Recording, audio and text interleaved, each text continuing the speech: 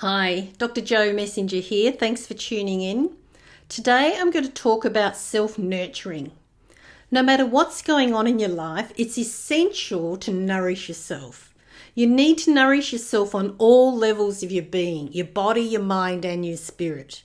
So this means you need to learn how to listen to your own wants and needs. This means you need to balance the attention that you give to people and situations around you and the attention you give to yourself. Do something every day that's just for you. Make a list of 50 things you love to do so that when you feel overwhelmed, you can just pick something off your list and do that. The way you nurture yourself is unique to you. You might love to exercise, have a massage, read a book, make a nice pot of peppermint tea, bake something delicious, or sit on the beach and watch the waves. You might choose to go to bed earlier. You might choose to get up earlier and meditate before you start your day. The most important part of self-nurture is giving yourself permission to have, do, and be what you want.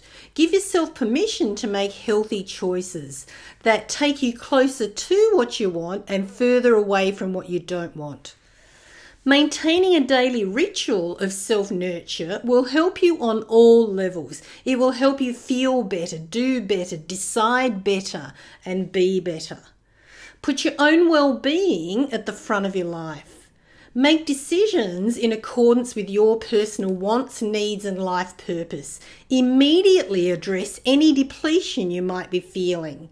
If you've been pushing yourself too hard, remember the hare and the tortoise. And this is not an excuse to cop out and do nothing. It just means pace yourself in a way that works.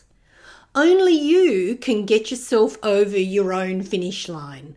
What that looks like, feels like, and is up to you. Remember, until we meet again, laugh lots and you get more of what you think about.